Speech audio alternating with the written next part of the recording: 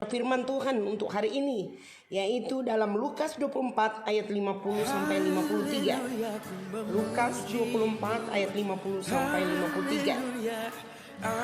Kenaikan Yesus ke sorga. Haleluya. Bapak Ibu Saudara yang kekasih, firman Tuhan mengatakan dari Lukas 24 ayat 50 sampai 53. Lalu Yesus membawa mereka keluar kota sampai dekat Betania. Di situ ia mengangkat tangannya dan memberkati mereka. Dan ketika ia sedang memberkati mereka, ia berpisah dari mereka dan terangkat ke surga. Mereka sujud menyembah kepadanya.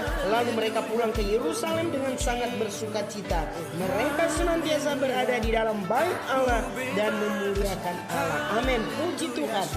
Bapak Ibu Saudara yang kekasih, kenaikan Tuhan Yesus ke surga dan kedatangannya kembali untuk menjemput saya dan saudara, untuk menjemput umatnya, itu adalah merupakan seluruh rencana keselamatan yang ia rencanakan. Dalam bacaan firman Tuhan kita di atas, ini membahas kenaikan Tuhan Yesus ke surga. Amin. Pertanyaannya, mengapa ia harus kembali ke surga?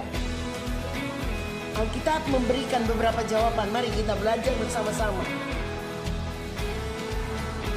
Ia kembali ke surga karena tugasnya di bumi telah selesai. 1 Korintus 6 ayat 20. Ia datang ke dunia untuk membayar harga dosa, untuk membayar dosa saya dan saudara. Yohanes 19 ayat 30.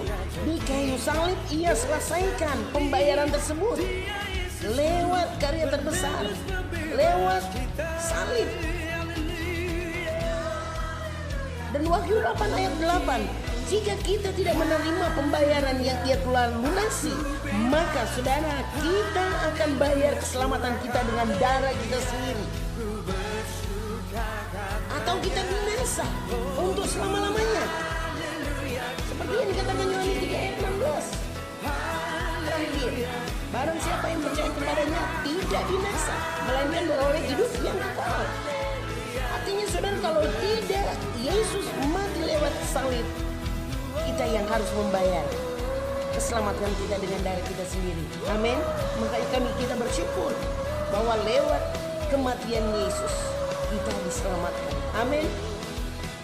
Kedua, ia kembali surga supaya ia dapat dinobatkan sebagai Tuhan dan Raja. Amin.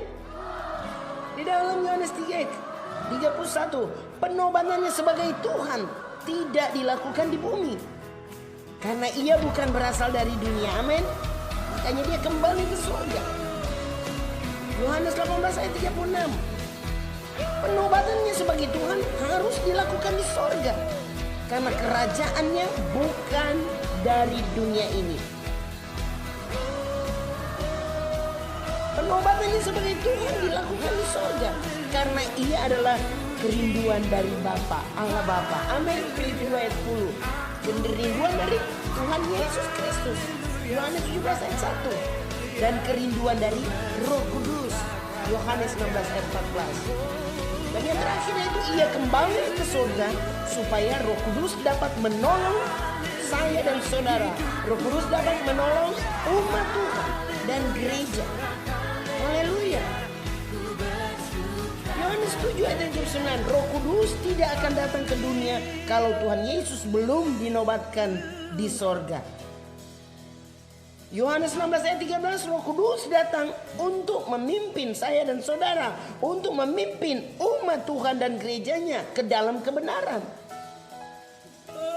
Dan Kisah 1 ayat 8. Roh Kudus datang untuk apa saudara? Memberi kuasa bagi saya dan saudara. Roh Kudus datang memberi kuasa bagi umat Tuhan dan gereja. Untuk apa? Menjadi saksi. Menjadi saksinya. Kemana saudara? Ke seluruh dunia. Amin. Haleluya, puji Tuhan. Jadi saudara yang kekasih, kenaikan Tuhan Yesus ke sorga, ia kembali ke sorga karena tugasnya di bumi telah selesai. Ia kembali ke surga supaya ia dapat dinobatkan sebagai Tuhan. Ia kembali ke surga supaya apa? Roh Kudus dapat menolong saya dan saudara dan umat Tuhan dan gereja.